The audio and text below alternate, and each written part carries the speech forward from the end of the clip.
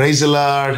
கர்த்தரும் இரட்சகருமாகிய இயேசு கிறிஸ்துவின் இனிய நாமத்தினாலே உங்கள் அனைவருக்கும் என் அன்பின் வாழ்த்துக்கள். இந்த நல்ல நாளை காண செய்த தேவனுக்கு ஸ்தோத்திரம் உண்டாவதாக. கர்த்தருடைய கிருபை உங்கள் அனைவரையும் சூழ்ந்து கொள்வதாக. எரேமியா தீர்க்கதரிசன புஸ்தகம் 17வது அதிகாரம் 13வது வசனம். இஸ்ரவேலின் நம்பிக்கையாகிய கர்த்தாவே, உம்மை விட்டு விலகுகிற யாவரும் வெட்கப்படுவார்கள். அவர்கள் ஜீவனுள்ள தண்ணீரின் ஊற்றாகிய கர்த்தரை விட்டு விலகி போனபடியால் உம்மை விட்டு அகன்று போகிறவர்களின் பெயர் புழுதியில் எழுதப்படும். கர்த்தருடைய பரிசுத்த நாமத்திற்கு மகிமை உண்டாவதாக. இந்த வசனம் ஒரு காரியத்தை நமக்கு காண்பிக்கிறது.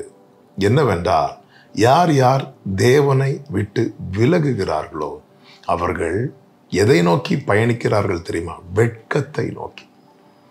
ஆமென். தேவன் நம்மை அழைத்தது வெட்கப்படுவதற்கல்ல. உம்மை நம்பி வெட்கப்பட்டு போகாதிருந்தார்கள் என்று வேதத்தில் சொல்லப்பட்டிருக்கிறது. அவர்கள் அவரை நோக்கி பார்த்து பிரகாசம் அடைந்தனர். அவர்கள் முகங்கள் வெட்கப்படவில்லை. அப்படி என்றால் அவரிடம் திரும்புகிறவர்கள், அவரை நோக்கி பார்க்கிறவர்கள் வெட்கப்பட்டு போக கர்த்தர் விடமாட்டார். அதற்கு பதிலாக, வெட்கத்துக்கு பதிலாக இரண்டத்தனையான பலனை தருவார். வேதத்திலே அநேகரை சாட்சியாக பார்க்க முடியும். நம்முடைய வாழ்க்கையிலும் அநேக காரியங்கள் அதற்கு சாட்சி. அதுபோலதான் யார் யார் தேவனை விட்டு விலகுகிறார்களோ அவர்கள் வெட்கப்பட்டு போகிறவர்களாய் காணப்படுகிறார்கள். இங்கே சொல்லப்பட்டிருக்கிறது, அவர்களுடைய பெயர்கள் புழுதியில் எழுதப்படும். புழுதியில் எழுதப்படுகிறது என்பது என்ன தெரியுமா? புழுதியில் ஒன்று எழுதி பாருங்க, அது நிற்காது.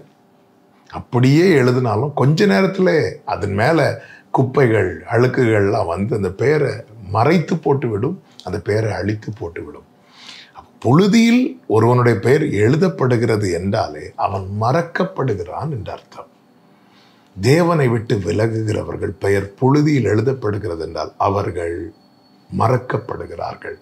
பிரியமான கர்த்தருடைய பிள்ளைகளை, உலகம் மறந்தால் பரவாயில்ல, பரலோகம் மறந்தால், ஆமேன், என் தகப்பனும் தாயும் என்னை கைவிட்டாலும் கர்த்தர் என்னை சேர்த்துக் கொள்வார். இந்த நம்பிக்கை தானே ஒரு தேவ பிள்ளையின் பலனாயிருக்கிறது. யார் மறந்தாலும் பரவாயில்ல, கர்த்தர் நினைத்திருக்கிறார். இஸ்ரவேலே, நீ என்னால் மறக்கப்படுவதில்லை என்று சொல்லியிருக்கிறார். அந்த பலன் தானே, அந்த நம்பிக்கை தானே நம்ம இம்மட்டும் நிற்க வைத்திருக்கிறது.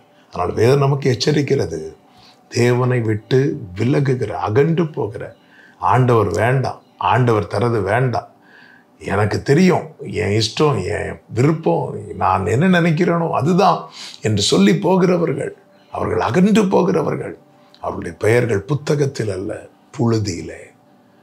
ஆண்டவராக இயேசு கிறிஸ்துவை வேண்டாம் என்று விட்டுவிட்டு செல்லுகிறவர்கள் மறக்கப்படுகிறவர்களாய் காணப்படுகிறார்கள். அப்படி ஒருவன் மறக்கப்படுவான் என்றால் அவன் வெட்கத்தை நோக்கி பயணிக்கிறான். ஓப்னி பினேகாஸ் யுத்தத்துக்கு புறப்பட்டு போகிறார்கள். உடன்படிக்கை பெட்டியை சுமந்து கொண்டுதான் போகிறார்கள். ஆனால் அவர்கள் தேவனிடத்தில் ஒரு விசை கூட சேரவில்லை. தேவனை விட்டு விட்டவர்களாய் காணப்பட்டார்கள். அதனால் அந்த யுத்தத்தில் அவர்கள் வெட்கப்பட்டு மடிந்தார்கள் என்று வேதம் சொல்லுகிறது. வெட்கப்பட்டு போகாதிருக்க பாருங்கள். தேவனோடு கிட்டி சேருங்கள். கர்த்தர் உங்களை ஆசீர்வதிப்பாராக. ஜெபிக்கலாமா? நல்ல தகப்பனே, இரக்கமுள்ள தேவனே, உம்மை விட்டு விலகும்படியான செயல் எங்களுக்கு தூரமாய் இருப்பதாக. எங்கள் பெயர்கள் புழுதியில் அல்ல, புத்தகத்தில் எழுதப்படுவதாக அர்ப்பணிக்கிறோம். இயேசுவின் நாமத்தில் பிதாவே, ஆமென்.